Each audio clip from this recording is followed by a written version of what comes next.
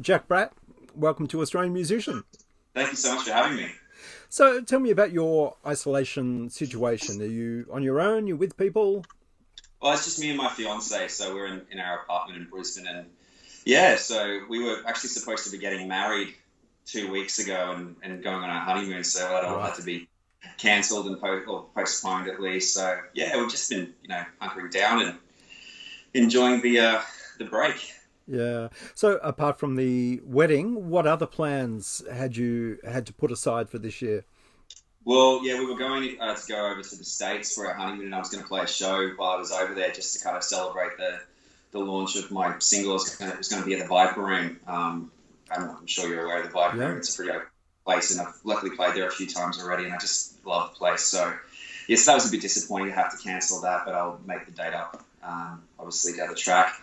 And then we were going to head to New York for a few months as I won the Clement Fellowship late last year, which Yeah. allows me to go away for a few months to New York and just write music. So we're just kind of waiting it out now to see what happens, really. Yeah. So tell me about the award. What did that mean to you? Oh, it meant everything to me. It's just a huge honour. And I mean, Grant McLennan is an incredibly important songwriter to the Australian musical landscape, and in particular to Brisbane Yeah. and Queensland. And to win, that award, I've seen, the recipients, over the last 12 years, and just, thought that is just the most amazing opportunity to just, have nothing to do but, write music in a foreign city. So to be able, to win that award, especially the people on the judging panel, they're, musical heavyweights in their own right, So that was just really overwhelming, and just, such a great feeling of achievement for me. Yeah. Now tell me about your music. What are your musical influences? What are the albums that got you through your teens? Well, the first one that really just like lit the fire for me was Blood Sugar Sex Magic by the Red Hot Chili Peppers. That was just, I heard a guy, there was a band in the high school in the town that I grew up in Jindabyne. We went to like an open day of the high school when I was in primary school to kind of, show, what kind of programs and, things they had at the high school. And they had a band there, and they played Under the Bridge, and I just thought that was incredible. I just couldn't, really understand that, you could actually be in a band, with your friends and play. And so, yeah, then I just got that album for Christmas, and just, I'm still listening to it, all these years later. Yeah. And I see you actually got to jam with Chad Smith, Yeah. their drummer. Tell me about that.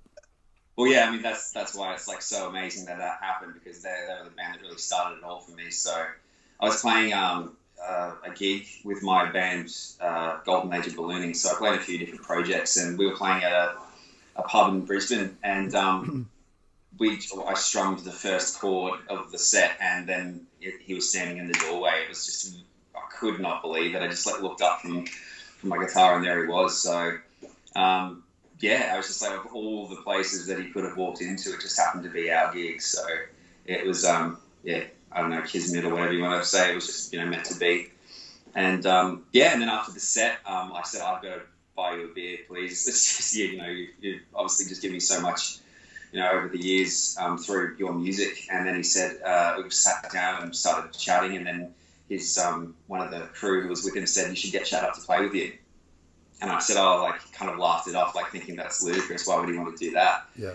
And Chad said, yeah, that would be really great if if you don't mind, if you guys want to stick around and play a bit. And I was like, yeah, well, of course, we'll make it happen. So I'm yelling at everybody in the band to set their gear back up, and yeah, and then we just jammed, for 10 minutes or so, it seemed like, and it was just, it was pretty surreal. But then, obviously when you start playing, you just become, musicians playing with one another, and it just kind of, before and after was like a real in awe moment. But while we were playing, it was just, playing with a really good drummer. Yeah. So the Golden Age of Ballooning, that's still an active project for you? Yeah, it is. Yeah. So, I mean, there's six of us in the group, so we're kind of recording an album at the moment as well, and that's just a little bit, tough to navigate with six people, and obviously with the virus as well, it's making it difficult to get into a room together. But yeah, I did some tracking for it just the other day, so it's coming along slowly but surely. Yeah. So in the meantime, you've released your debut solo single, Spades. That's it. Why is that the debut single? Is that indicative of your other stuff? Yeah, it is. It was just kind of I had a bit of a break from writing music uh, for a few years. I mean, like obviously contributing to different projects and things like that, but writing my own music that I was performing, I had a bit of a break from that, just to kind of reassess who I was as a songwriter, and I think I just needed that break. And usually, like when I write music, I kind of need to have the antenna up, to be ready to, receive the music, be in that headspace. And I just was not in that headspace at all, and it just kind of fell out. I was just strumming my guitar one day, and it just kind of came out fully formed. So it was kind of like a special song to kind of signify the resurgence in my writing, I guess. So I just kind of wanted that to be the first single that I released, to kind of mark that, I guess. Yeah. So is it a intended to be part of a bigger project, an EP or an album? Absolutely. I mean, hopefully it'll turn into an album eventually. It just depends on when that happens. So I was going to New York. That was going to be a big chunk of the writing time for me, and it still will be. It's just I'm unsure when that will happen. So hopefully, a large portion of the album will be kind of crafted and put together while I'm overseas. But I have a lot of time now as well, so it's just kind of being done in reverse. I've got to kind of go there and write a lot, come back and write a lot as well. I kind of wanted it to be a contrast, album of basically the two cities of Brisbane and New York, and just my experiences in those two places, and to kind of be put together, to make a full project, full album. I'm intrigued by your gear in the clip of Spades, particularly the amp setup. Yeah. But let's talk about the guitar first. Is that a Jazzmaster or a Jag? It's a Jaguar, yeah. Yeah. So where did you pick that up, and what is it that you like about it? Oh, I actually got that from Fender. So I kind of have a relationship with Fender, and they're really good to me. And they, sent me that one about a year ago. I like Jaguars. Just they're a little bit, they're just a bit different. It's just a bit of a different flavor, and I like that they're offset and they kind of just sit well. When I'm playing them. And the tremolo system especially is fantastic, and I really love that about Jaguars in particular. So I actually just got a new one the other day. I've got a matching headstock, Lake Placid green one, which is pretty cool. Yeah. And tell me about the amp system. So it's actually right behind me now. I've also got like a really good relationship with the guys from Marshall, and I got the Silver Jubilee reissue maybe 2 years ago now. When I first kind of, started speaking with them, and that's the amp I decided to get, and it's just the amp of my dreams. It's just awesome. It's kind of like all the best, Marshalls put together in one, and it's just the way I've wanted to sound all my life, and kind of, with different amps and tones, and had a lot of different amps over the years, and just never kind of really found the one that I kind of connected to. And this one, as soon as I plugged in, it just sounds amazing through everything. So I use it on all my recordings, and lots of different projects. I do a lot of session work for other artists as well, and it just has not failed me. It just sounds fantastic. And the tape machine, how does that come into the equation? That was more of a prop more than anything. Okay. It's a little bit touch and go. There's actually quite a bit of technical difficulties during the filming process trying to get it to work. But I kind of got it as well in hopes of bouncing from recording software to tape and then back again for that kind of analog mastering sound, if you will, a little bit more lo-fi, but yet to kind of fully master the operation of the tape machine. And what about effects? You big on effect pedals? Unfortunately, and as I'm sure you know, it's a very, very deep rabbit hole, the effects pedal scenario. So it's constantly changing. The board is quite big, but the kind of essence of basic tone is pretty simple. I've got my favorite pedal is a Boss compressor. I just have it on all the time. It's just part of my sound now. And there's lots of different flavors. There's lots of modulation and things like that. and lots of different stages of gain and overdrive that I use just for different things. But it's always changing, it's always evolving, and things are being ripped off the board and new things put back on, and then the cycle continues. You also played keys and bass on the single, I believe.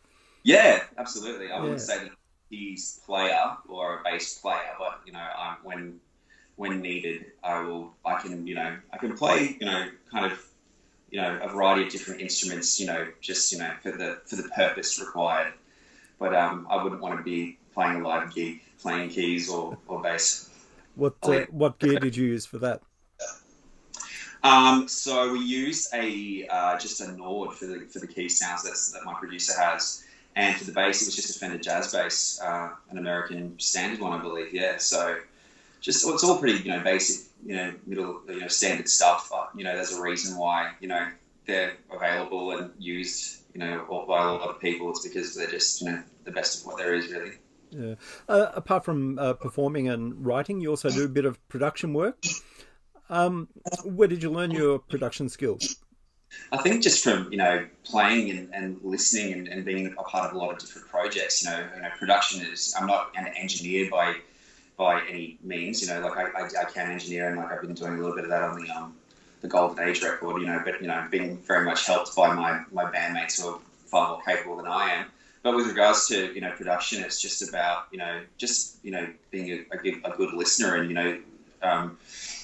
just trying to not be biased about anything, and just serving the song, I guess, is the most cliche thing. But I think just trying to achieve the best result, trying to get the best song out of the project, really. Yeah. What are you missing most about normal life?